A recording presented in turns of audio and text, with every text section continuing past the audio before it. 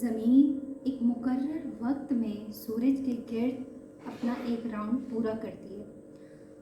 اور دن رات ایک خاص پابندی کے ساتھ ایک دوسرے کے بعد بدلتے ہیں۔ چاند اور سورج اپنے مقرر وقت پر طلوع اور غروب ہوتے رہتے ہیں اور موسم ایک مقرر وقت پر اپنے انداز سے آتے رہتے ہیں۔ اب جب سردی آتی ہے تو کتنا ایک خوبصورت سا انداز ہوتا ہے، شام کا ٹائم ہوتا ہے، ٹھنڈک سی ہوتی ہے، کتنی اچھی فیلنگز ہمارے اندر آتی ہے، ایک انداز ہے ان کے آنے کا۔ اب اللہ تعالیٰ کی اس کائنات میں کوئی بھی چیز اللہ کی بنائی ہوئی اس کے حکم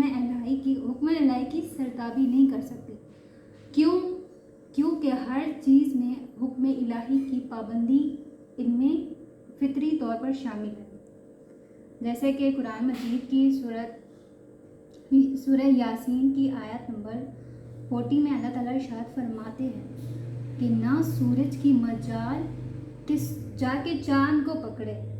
نہ دن اور رات کی مجال کہ وہ رات سے پہلے آئے۔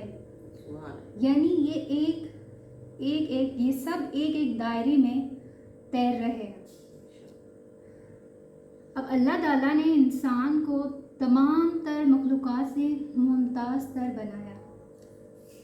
اور اس سے بڑھ کر عقل اور غور فکر کرنے کی صلاحیت اور نعمت عطا کی اور ایک محدود دائرے کے اندر خود اختیاری کے ساتھ دی۔ ہاں، لیکن اسے موت پر کوئی خود اختیار نہیں، وہ اس سے وہ بے اختیار، یعنی کہ اللہ نے اس چیز پر اسے اختیار نہیں دیا، لیکن وہ اس دنیا میں جو عرصہ اپنی زندگی گزارتا ہے وہ اپنے اختیار پر گزارتا ہے۔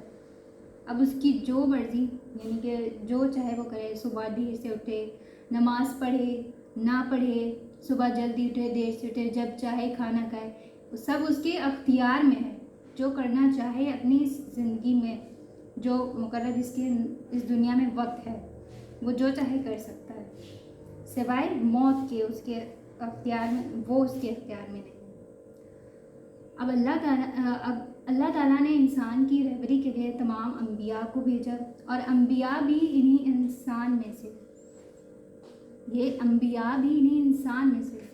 کیونکہ انبیاء کرام صلی اللہ علیہ وسلم سے ایک ایسی اوصاف، یعنی اللہ تعالیٰ ان کو ایک ایسے اوصاف عطا کرتے ہیں جو کسی اور میں نہیں ہوتے۔ اس بنیاد پر جیسے کہ حضور صلی اللہ علیہ وسلم ہے، یعنی کہ اسی قرآن مجید کی سورہ صاد آیات نمبر 50 سے لے کر 20 تک، جیسے کہ اللہ تعالیٰ نے حضرت داؤد علیہ السلام کی تعریف، بہت ہی خوب تعریف ان کی بیان کی، اور یہاں تک کہ حضرت محمد صلی اللہ علیہ وسلم کو بھی وصیت کی کہ مخالفوں کے مقابلے میں حضرت داؤد علیہ السلام کی استقامت، صبر و استقامت سے ان کی طرح سے، یعنی کہ ان کی مانند صبر اور استقامت سے کام لیں۔ سورہ صاد کی آیت نمبر 17 میں اللہ تعالیٰ قرآن مجید میں یہ فرماتے ہیں کہ اے پیغمبر، اپنے ان بندوں کی باتوں پر صبر کر اور ہمارے بندے داؤد کی مانند، یعنی کہ ان کی قدرت قیمت استقامت سے کام لے، یعنی ان کی خوبی اس طرح بیان کریں، ان کے اوصاف کو بیان کریں۔ اب حضرت داؤد علیہ السلام کے زمانے میں ایک بہت ہی بے سہارا خاتون تھی، جس کے پاس چند روپے تھے، ان روپے سے اس نے ایک روئی، یعنی کہ ایک روئی یا وغیرہ کپاس وغیرہ خریدی اور اس سے وہ کاٹ کر اپنی اٹیاں بنا دی اور وہ بازار میں جا کر بیچ آتی اور ان پیسوں سے اپنے گھر کے اخراجات کو پورا کرتی۔